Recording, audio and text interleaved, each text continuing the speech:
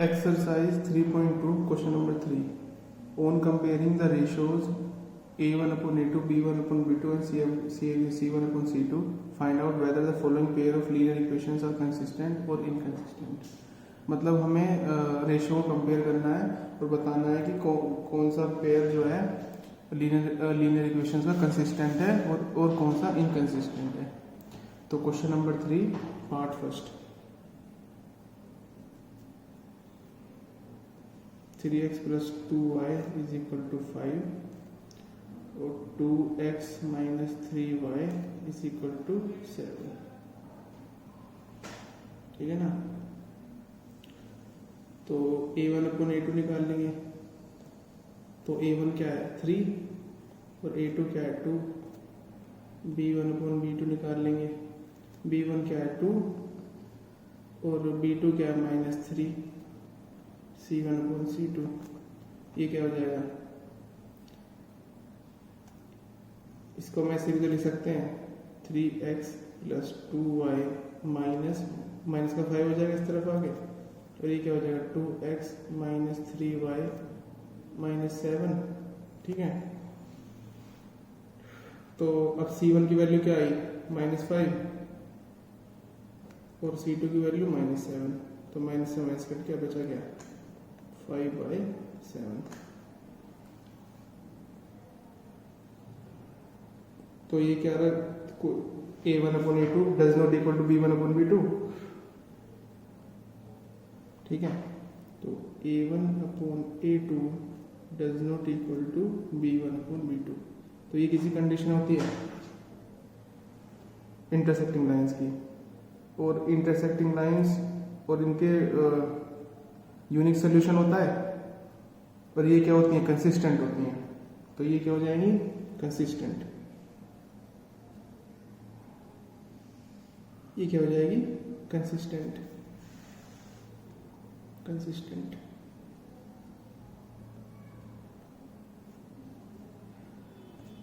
तो ये intersecting lines है ना. Intersecting lines. तो इंटरसेक्टिंग लाइंस जो होती हैं उनमें यूनिक सोल्यूशन होता है और वो कंसिस्टेंट होती हैं. ये मैंने इसके इंट्रोडक्शन में बता दिया था. ठीक है ना.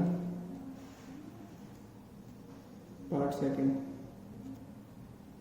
2x minus 3y is equal to 8. ठीक है ना. और दूसरा है 4x minus 6y is equal to 9. तो इसको हम कैसे लिख सकते हैं 2x minus 3y minus 8 is equal to 0. इसको कैसे लिख सकते हैं 4x minus 6y minus 9 is equal to 0. ठीक है ना. ये हमको ये किस फॉर्म में रखनी है a1x plus b1x plus c1 is equal to 0. इसलिए हमको क्या करना पड़ेगा ये इक्वल टू की इस तरफ वैल्यू है जो हमारा कांस्टेंट है उसको लेफ्ट साइड में लाना पड़ेगा. ठीक है ना. जब भी हम C1 की वैल्यू रखेंगे और C2 की वैल्यू रखेंगे. ठीक है ना. तो पहले ऐसे कर लेना. तो A1 अपॉन A2 निकाल लेंगे हम. A1 क्या है 2 और A2 क्या है 4. तो ये क्या हो जाएगा 1/2. वो निकाल लेंगे B1 upon B2.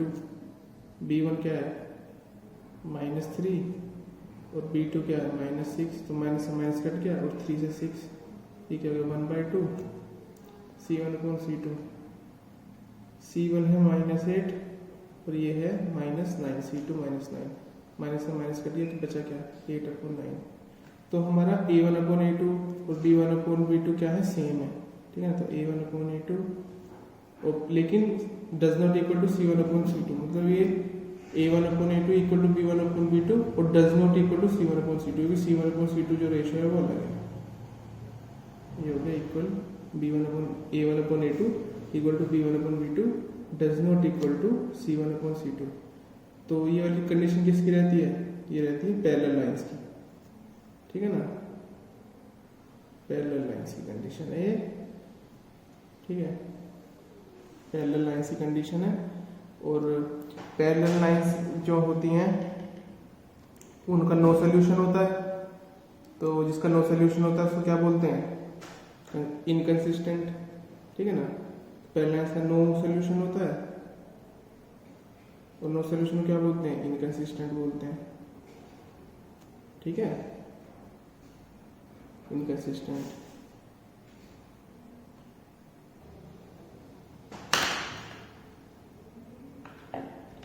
Part third,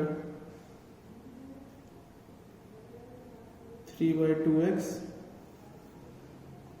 plus 5/3y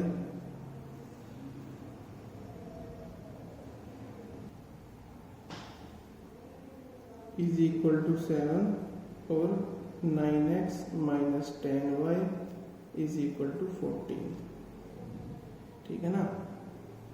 तो हम इसको कैसे लिख लेंगे, हम क्या 7 को इस तरफ लिखना पड़ेगा लेफ्ट साइड में, 3/2x plus 5/3y minus 7 is equal to 0, और इसको 9x minus 10y minus 14 is equal to 0, ठीक है ना।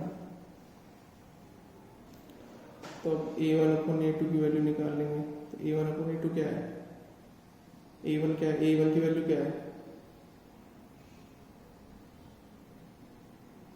आप इसको एक चीज करो, इसको एलसीएम ले लो सबका, इसका भी एलसीएम ले लो और इसका भी एलसीएम ले लो। इसका एलसीएम क्या होगा 6, जिसके लिए कुछ नहीं होता उसके नीचे 1 होता है, तो ये क्या हो जाएगा 6, तो ये 9x plus 10y minus 42 is equal to 0। तो ये यहाँ पे किस में डिवाइड में जाएगा, मल्टीप्लाई में हो जाएगा, तो 9x plus 10y minus 42 is equal to 0 की मल्टीप्लाई 6 से क्या बचेगा 0, ठीक है ना। ऐसे ही इधर कर लेंगे, और इधर जरूरत नहीं है, इधर हमारे क्या फ्रैक्शन में था इसलिए हमें एलसीएम लेना पड़ा, लेकिन इधर हमारा फ्रैक्शन में नहीं है कोफिशिएंट्स, तो हम इसको ऐसे ही रख देंगे। तो ये क्या हो जाएगा 9x minus 10y minus 14 is equal to 0, ठीक है ना। अब रेशियोज निकाल लेंगे, तो a1 अपॉन a2,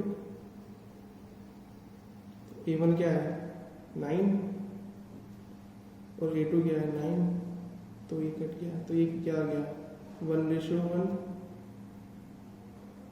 ठीक है। अब निकालेंगे b1 अपॉन b2, b1 क्या है प्लस का 10 और b2 क्या है माइनस का 10, तो ये 10 से 10 कट गया, तो ये क्या आएगा 1 अपॉन -1, ठीक है ना। अब c1 अपॉन c2 निकाल लेंगे, c1 क्या है -42 और ये है -14, ठीक है।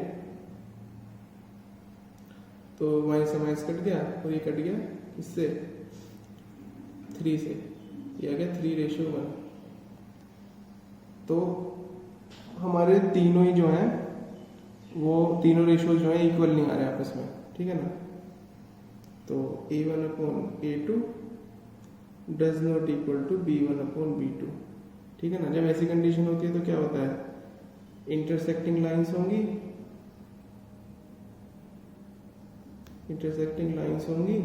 और यूनिक सॉल्यूशन होगा, ठीक है ना। तो जब सॉल्यूशन होता है किसी पेयर ऑफ इक्वेशन का, पेयर ऑफ लीनियर इक्वेशंस का, तो वो क्या होता है कंसिस्टेंट होता है, ठीक है। इधर भी आप लिख लीजिए यूनिक सॉल्यूशन,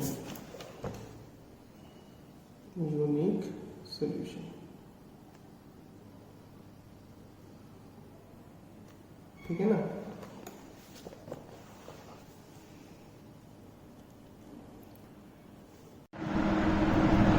फोर्थ पार्ट है,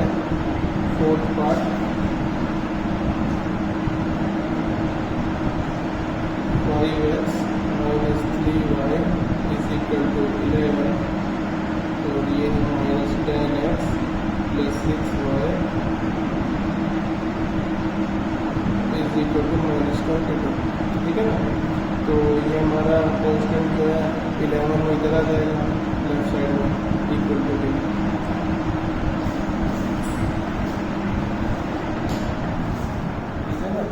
तो ये क्या हो जाएगा -11 इज इक्वल टू 0। ठीक है, और ये क्या हो जाएगा -10x plus 6y plus 22 is equal to 0। ठीक है ना। अब रेशियोज निकाल लेंगे, तो a1/a2 इक्वल टू a1 क्या है 5, a2 क्या है -10, तो ये क्या आ जाएगा 1/-2। ठीक है ना। अब b1/b2 निकाल लेंगे, तो b1 क्या है -3 और b2 क्या है 6, तो ये क्या आ जाएगा -1/2। ठीक है, अब c1/c2 निकाल लेंगे, -11, c1 क्या है -11 और c2 क्या है 22, तो ये क्या हो जाएगा -1/2। ठीक है ना। तो ये तीनों क्या आ रहे हैं, तीनों आपस में इक्वल आ रहे हैं, तीनों रेशियो हमारे। तो a1/a2, b1/b2 और c1/c2। ठीक है ना। तो ये किसी कंडीशन है, ये है कोइंसिडेंट लाइन। ठीक है ना, कोइंसिडेंट लाइंस। और कोइंसिडेंस लाइन के इनफाइनाइट मैनी सोल्यूशन होते हैं, इनफाइनाइट मैनी सोल्यूशन। ठीक है, और जिनके सोल्यूशन होते हैं उनको क्या बोलते हैं consistent pair of linear equations. ठीक है ना। कुछ part 5th 4/3x plus 2y is equal to 8, 2x plus 3y is equal to 12। तो इसको हम कैसे लिख सकते हैं पहले इसका एलसीएम ले लो, क्योंकि फ्रैक्शन में तो इसका एलसीएम ले लो। ठीक है, तो इसका एलसीएम क्या है 3, तो 4x plus 6y is equal to 8। ये यहाँ डिवाइड में इधर आके मल्टीप्लाई में हो जाएगा, तो 4x plus 6y is equal to 8 3 जा 24। ठीक है ना। तो ये इधर आके माइनस में हो जाएगा कॉन्स्टेंट ये, तो 4x plus 6y minus 24 is equal to 0। ठीक है ना। तो इसमें ये तो हमारा कोई, इसमें तो कोई हमारा क्वेश्चन फ्रैक्शन में है नहीं, तो इसको ऐसे रहने देंगे। ठीक है, तो 2x प्लस 3y इज, ये यहाँ पर 12 हमारा ये जो कांस्टेंट है ये इक्वल टू के राइट साइड में, तो इसको लेफ्ट साइड में ले आएंगे, तो ये माइनस कर देंगे, -12 इज इक्वल टू 0। अब रेशियो निकाल लेंगे, तो a1/a2 क्या होगा, a1 क्या है 4 और हमारा a2 क्या है 2, तो ये आ गया 2:1। ठीक है, b1/b2 निकाल लेंगे, b1 क्या है 6, b2 क्या है 3, तो ये क्या आ गया हमारा 2/1। ठीक है ना। c1/c2 निकाल लेंगे, c1 क्या है -24, c2 क्या है -12, माइनस से माइनस कट गया और 12 2 जो 24, तो ये आ गया 2/1। तो तीनों रेशियोज आपस में इक्वल आ गए, तो a1/a2 equal to b1/b2 equal to c1/c2। इस कंडीशन में क्या होता है, जो हमारी लाइंस होती है वो क्या होती हैं, कोइंसिडेंट लाइंस होती हैं। ठीक है, और कोइंसिडेंस लाइंस में इनफाइनाइटली मैनी सॉल्यूशन होते हैं,